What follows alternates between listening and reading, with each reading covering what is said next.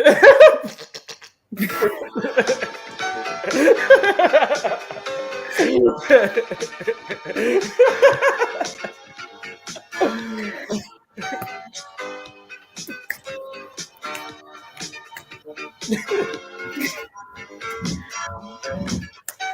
this is a long intro. It is. I'm not mad about it. Not mad about it. Not mad about it.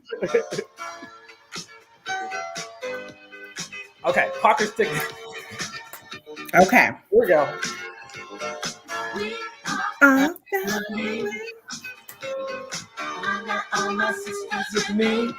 right now. All right now. Family reunion's over. Okay, it's okay. But we made it to the cookout, honey. We made it to the cookout.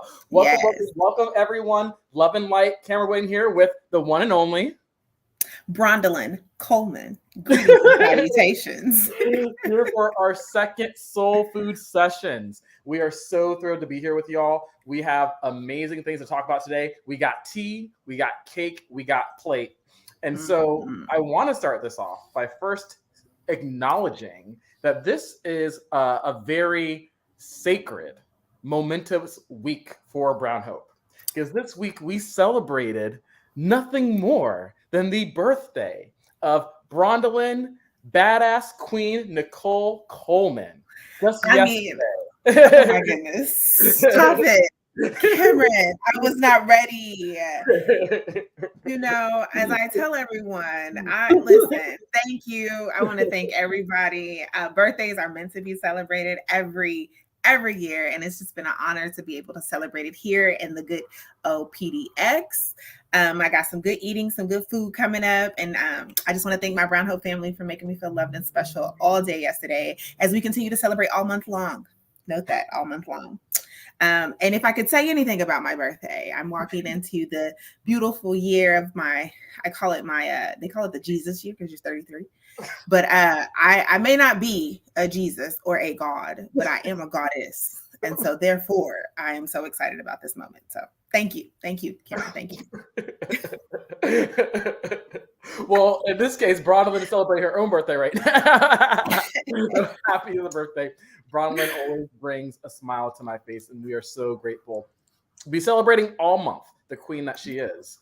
And so, yeah. So we're going to be together for the next hour, y'all, talking about healing, talking about the beauty that is our own existence, talking about community, talking about the soul. And so we're going to be starting off with our tea. And the tea time is a time for us to be talking about new happenings, events in the world, some of which can be good, some of which can be a little sketch, but it's important for us to spend time to sip that tea.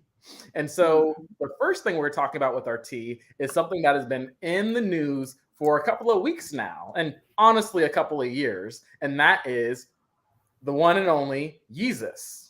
And so our first tea topic is, what the heck is up with Ye? I want to be clear, we're not going to have an answer for you by the end of this conversation, because I don't think even Yeezus knows what's up with him. But we do need to have the conversation because Kanye West is having another implosion on the national and international and intergalactic stage. And most recently, a lot of things have happened. The first thing that would be notable is that Kanye, because, Kanye has gotten involved in politics a lot lately. He's really been trying to find his political voice. And the latest thing that he's done was go to one of his own fashion shows with the one and only Candace Owens, which she needs no introduction. Go ahead and Google her if you need to. And shows up with his new BFF, Candace Owens, wearing a shirt that says White Lives Matters. So that happened. And then even when that firestorm is going on, Kanye is like, you know what? I can do better. And goes to a streamed interview with the media. And he is calling out one of his biggest corporate sponsors, Adidas, talking about like a $1.5 billion contract. and decides to completely poo-poo on Adidas and challenge Adidas, and actually goes on to start saying anti-Semitic statements and claiming that he can do that and Adidas still can't void the contract. Well, turns out that was a lie. Kanye has since not only lost his Adidas contract, he has lost contracts with so many of his corporate sponsors. His music is on the decline on all streaming platforms, and he is, losing followers on social media. So much of his influence in his empire is starting to crumble. And who knows, this guy has come back from many, many downfalls, but this one, I don't know about you, Brondalyn. Do you think he'll survive? I mean, I don't even know if he wanted to survive. Like behind the scenes, and the tea has been that he wanted to get out of this whole contract with Adidas from jump. So this doesn't shock me that he's been making these moments happen. Now, what I will say is that he has made a lot of offensive remarks towards the Black community, and they didn't drop him. But when he made these anti-Semitic comments, that's when all of a sudden everybody was like, I'm walking away. So that's also concerning to me, just on how they're seeing people speak about what's wrong. Like if Kanye is saying something bad about the Black community, you should have dropped him then. But nonetheless, I will also note that there are 2 Black men that actually own the trademark to White Lives Matter. So Kanye can't even sell the shirts. And from what I was told, the 2 Black men actually got that as a gift from one of their listeners on their podcast. And it was really to kind of like, protect the component in general, so people are not making money off of this like racial undertone of like White Lives Matter is a counteract to Black Lives Matter. And it's just really it's offensive because the way it even comes out. So, but their goal there might be a little lawsuit coming from him if he even try to sell anything with that on it. So that's just an extra tea. Extra tea. Well, I want to counterpoint what you said earlier about how he did not experience accountability when he was talking about Black folks. And I feel like what I do see is that people don't really know how to handle it when someone uses a platform for self-hate. Candace Owens is a great example. What are we supposed to do? A Black woman who all she ever does is talk about the problems with Black people. What's the appropriate reaction? Do we say we're going to cancel you because you have issues with your own Blackness? It's such a difficult situation. And I definitely think with, Ye making these anti-Semitic comments, it's like, bro, how is this your lane? How do you have the right to just say something anti-Semitic just because you want to get out of a contract? Just because you want to say something about a company? Like, it was so like out of any like lens of respectfulness or understanding of himself or our community. I can definitely understand why it was like, I feel like it was like folks wanted to deal with it with the White Lives Matter thing, but it was like, how do you come out of this and not be seen as anti-Black? Because that would be easy. Like these 2 Black people who constantly say anti-Black things, and then they love to continue to use the Black card with all their the benefits. Freedom. And I think it's so hard. Like, you don't want to deal with that. Like, let them like do that mess. But now you've crossed this line that there's nothing that we can like. This is toxic. This is like unredeemably toxic. And so, I think it's a challenge. Like, I think that's an ongoing conversation we have to have as like Black people. Like, what do we do when there's folks building these platforms that are clearly meant to hurt and harm folks who look like us? Absolutely. And I think it's just one of those moments where we got to be honest with ourselves, and as a community, are we okay with Kanye doing this, and what we gonna do about it? Are we still gonna keep putting our money in Kanye's pockets? Like, are we still going to continue to support this, and how do we draw our own lines? Yeah. But as we can tell in the comments, there are still Yeezy stans, and I think that's the thing. Likely, again, Kanye's got the song "What Don't Kill Me Makes Me Stronger," And I think he is going to continue to find a pathway through all of this. And definitely a phoenix rising out of the fire type of story with him. Whether we like it or not, yay, he's got power. He's got power. Yeah. And people will. Power and influence. Yeah. I know I'm not buying a White Lives Matter shirt. That's all I know. Whether it's trademarked or not, it is not going in my closet. Okay, it won't be under any of my Christmas trees this year, so you ain't got to worry about it. Okay. Well, all I can say to Kanye is love and light. That's what I can say. Let's move on. What else do we have for tea? Uh-oh, we lost Brondalyn, and this is not my tea. Dang it. Oh, man. I just got Ashton Kutcher over here. I got punked. Well, Riri is back. I don't know. What do I do now? Let's move back to, let's go to the plate. Let's move forward to the plate. And if Brondalyn comes back, we will go back to the tea. And so let's first start off with our Dream Wild Dreams Gala. So Brown Hope was thrilled to host our first ever Dream Wild Dreams Gala. We've been around for 4 years, founded in 2018. And this was an opportunity for us to really come together and to see what we've accomplished, building a lasting movement for justice and healing here in Portland. And we've done that with so many different programs, from Power Hour, Black Resilience Fund, Solidarity Squad, and more. And this was the first time for us to really have a public event since COVID-19 shut everything down back in 2020. And so we were thrilled to be supported by our partners at PICA, the Portland Institute for Contemporary Art. We were just a block from our office celebrating with our community at PICA. And we had food from Tamale Boy, and we had over 120 attendees come to our gala. That just happened 2 weeks ago on October 15th. And so just huge shout out to all the corporate sponsors who supported the event, from US Bank to Care Oregon to IQ Credit Union, and just everyone who donated. We had an amazing live auction, one of the a silent auction. One of the items that we did was a soul food dinner being made by yours truly, Brondalyn. And then also a big money winner was I did a raffle for a Reiki session. And so one of the we have live footage. Oh my gosh, we need to stop. I love this StreamYard thing. Brondalyn, look at that. Look at me in the background. Oh no, oh, that's embarrassing. Wow, look at us.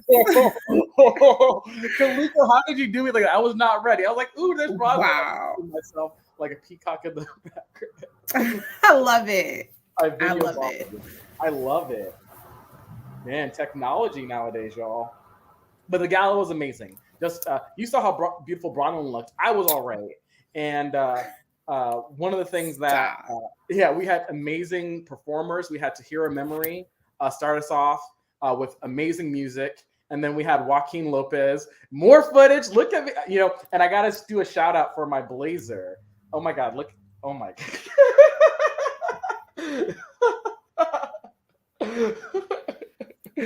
Oh my gosh, this is amazing. So this blazer actually came from a local African-owned clothing boutique called Nkosi Boutique. And shout out to my friend Jean-Pierre, who designed this. This was right after he did the Fashion Next event here in Portland. And so just beautiful. Just Black is beautiful. Brown Hope is beautiful. And so we talked about a lot during this gala. We had a video talking about overview of our programs.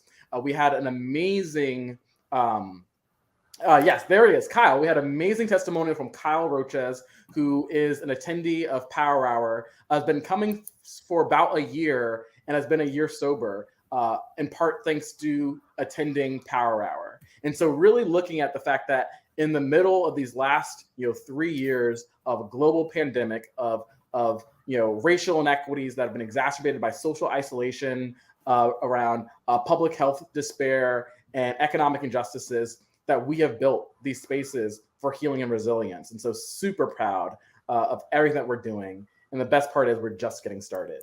So super, super grateful for everyone who was there to celebrate what we've accomplished in 4 years and being there with us as we move forward to the next 4. Absolutely magical. Absolutely magical. We lost you, Brondalyn. I know. So really what happened was I was just trying to go collect a little bit more tea. Oh my gosh. What's the tea? So your girl, Riri, is back, y'all. We've been waiting on her. Okay. Rihanna took some time. She dropped a whole baby. The baby is doing great. She had a whole baby, had a son. I need to see this baby. They not releasing photos. Riri keeping this baby under wraps. Okay. ASAP Rocky, they got the baby on lock. Okay. Wow. So we're excited. Baby. Mystery baby, but the cutest mystery baby has only been like one photo if I ever had it. So if we got one, we'll drop it. But they keeping the baby completely under wraps. Now she came back with some music. Now it wasn't her normal, in the club, drop it out like everybody having a good time. How dare she? Look at her, just gorgeous. I know. Like her and Beyonce, when they look pregnant, they look more beautiful. That is not every time. I get a belly like that. Yo, that's it. Listen, I put on sweatpants. That's what I do. She made pregnancy look phenomenal. And I'm just like really geeked right now because she came back. As we know, the new Black Panther 2 is coming out. And the first song, the first piece of music we hear is from her doing the single Lift Me Up. And I mean, it is the most like Rihanna voice for sure. It's just a beautiful song. But I've been cracking up because on TikTok right now, people are really doing like these extra out dances to this like really soft, emotional song because they want to dance so bad. So people in here just grinding and, doing all this extra because she's out. So we're looking forward to it. It sounds like we're going to have a tour coming from Riri. Just everybody's like all in. We're all invested in this experience. Now, I have to say, speaking of high-end experiences, we just talked about the great Beyonce. And the tea is out. So it looks like Beyonce will be doing a concert at some point. Come on, look at Riri. Keep me close. Look at her. Classic. Beyonce, they recently had a fundraiser. I believe it was in New York, and they auctioned off. This is how we found out she was even doing a concert. She didn't even tell nobody. They auctioned off the tickets, and the tickets went for like 100,000 plus.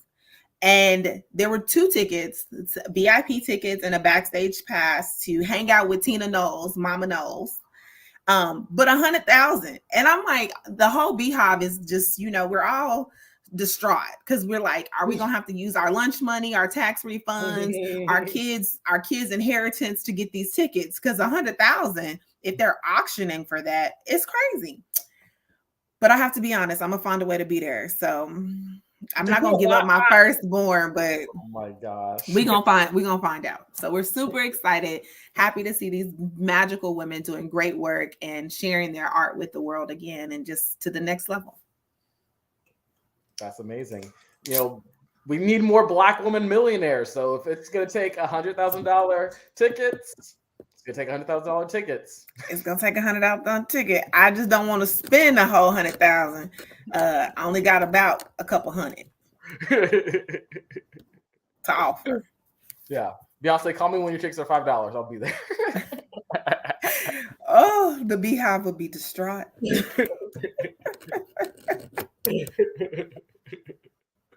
Love it. Okay, let's go back to the plate. To the plate. The next one. Well, we have our coat drive. So you all know that Solidarity Squad is near and dear to our organization and the community that we serve. And as we're getting into these colder months, we know the need for coats are serious. And so our coat drive is from November 9th through November 16th. Literally, like we are giving out as many coats as we can. We have been really lucky to receive a significant amount of donations and coats. We've been sorting them out, getting them all ready, but we are ready to kick it off and get these coats right out to the community. So if you know anyone in need, please reach out. Our director of programs, Ruben Cottingham, is coordinating this, but you are more than welcome to stop by and pick up a coat as well. And we're going to release some more information for the designated day. Awesome. Just a huge shout out to the work of Solidarity Squad. They've been operating all year, providing so many different supplies, hygiene supplies, clothing. They did a great school drive over this fall. And really looking for folks to donate coats. We know these winter months, they're going to be super cold in our community. They need new coats. We actually saw a Power Hour community member earlier this week with a coat from Solidarity Squad. So we know that that is going to incredible good use. All right. Thank you, Kaliko. I just love these images. StreamYard, you get to stay. We'll keep you, as Brondalyn likes to say. And so last but not least, for our plate, we have the Give Guide. We're super, super excited to talk about the Give Guide. What is the Give Guide? The Give Guide is this opportunity put together by our local newspaper, Willamette Week. And they work with over 100 local Portland-based nonprofits to raise awareness about the work and raise awareness of the holiday season, a time to be giving back so that we can support the health and vibrancy of this community. And so Brown Hope is happy and excited to be back once again for the second year in a row in the 2022 Willamette Week Give Guide. We're in the community section.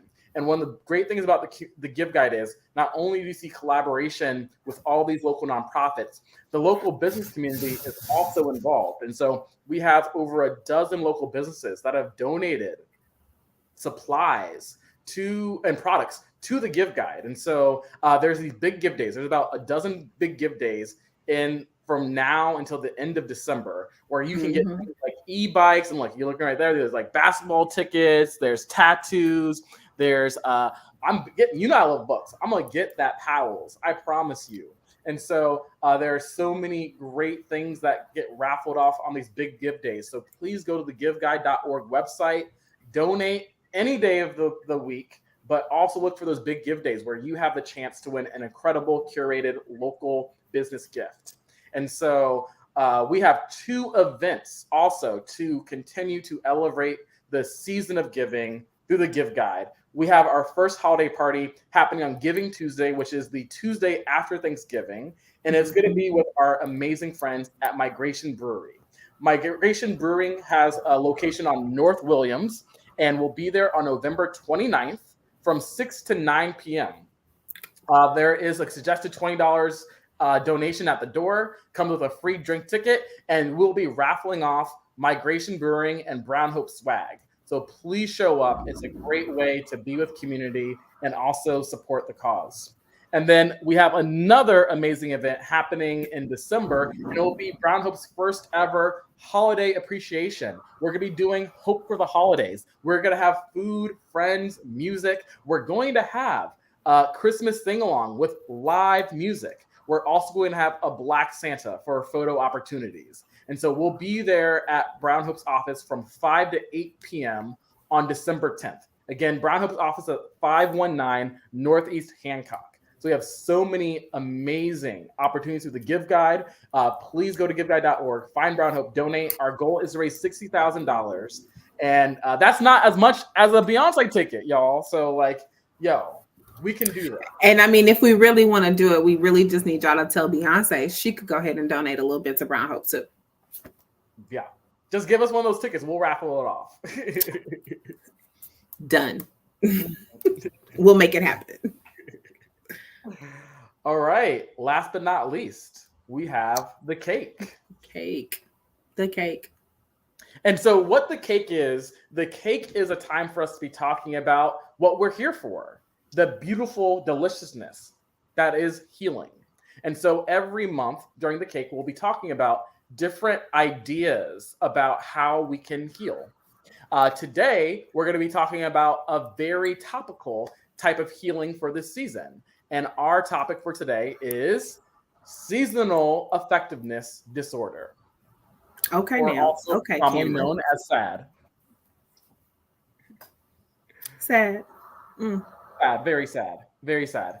And it is sad Yeah. because, as we all know, we are moving through this world, and this world is demanding of our time and our energy and our emotions. And one of the things that can be very challenging for many people is when the weather starts to change, and the season starts to change. Folks can Mhm. actually start experiencing a lot of changes in their mood. A lot of folks can end up having symptoms of what they call sad, and that includes depression. It includes sleeping issues. It includes dysregulated eating, and includes low energy. And so, Bronwyn, have you ever experienced that before?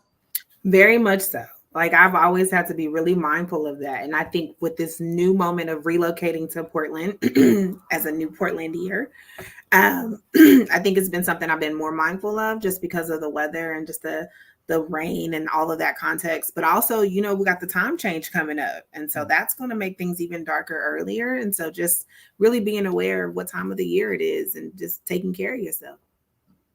Yeah, I know when I first moved to Portland 13 years ago, it took me a while to really get commentated to like gray. Oh, the skies are going to be gray every day. And I think I had more of a relocation effectiveness disorder, but I know one thing that I really notice a lot when winter starts coming is, people who I care about, they start getting really sad. And I think like that's one thing we don't talk about when healing enough is like vicarious trauma is real. And for sure. even if you might not have experienced seasonal effectiveness disorder, you're close to someone who is. And that can also be very sad to have someone that you love be sad. And so seasonal affective disorder is a really big deal. And we want folks to be aware of it and find ways. The beautiful thing is, look at you, already bringing in the sunlight. The beautiful thing is that we can find ways to be resilient. There are treatments that help people thrive even as the seasons change. One of the great examples, as Brondalyn showed you, is there is light therapy. You can actually buy mood lights and sunlights, things that actually bring you the sunshine that you know and love. And then you can also see psychotherapy. So if you can see a therapist or a counselor, talk to someone is always helpful to give you resources and tools to be able to support yourself. Vitamin D and good nutrition.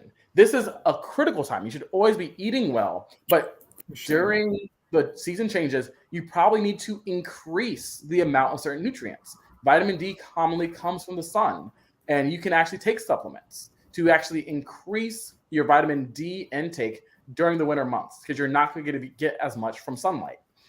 Exercise is also really good opportunity. I know it's colder, but you need to find a way to either get a gym membership, run, or exercise at home, do some push-ups at home or something, or get out there and do another.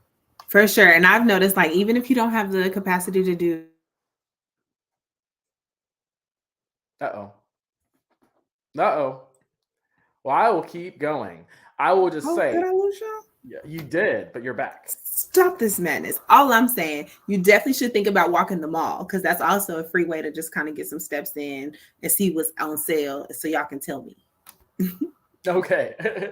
Another fun fact is seasonal affective disorder actually can impact you in the spring or summer. It is not just a fall or winter thing. And so maybe you're one of those people who are like, I don't get upset. I love the winter. It's the summer that's a problem. That happens. That's a normal thing. So like all the things that we're talking about are also important then. And then of course, if you are really struggling a lot with seasonal affectiveness disorder, in extreme circumstances, turn to medication. We want to make sure that you are whole. We want to make sure that you're well. We want to make sure that you get through the year. And so that is our little bit of cake on sad. And now it's time to be happy. This was our soul food sessions for November. Again, Brondalyn, happy of birthdays. Thank you so much, Cameron. Thank you. And I want to thank y'all for tuning in and hanging out with us today. These are moments that we continue, that we want to continue. The soul food sessions is something that means a lot to Cameron and myself, to both of us. And I mean, we gonna keep serving it up right. Yeah. We all wish you a soulful Friday, a soulful Saturday, soulful Sunday. And please continue to join us. We'll be together again a month from now, first Friday of December in the morning. Check these out. Again, thank you to StreamYard, this amazing platform. Delighted us. We can't wait to show you more content so you can only not just see our beautiful faces, but see the amazing work happening at Brown Hope every day. Shout out to Clico, who is over here managing the electronics. And everyone, please have an amazing day. Love and light. Love and light.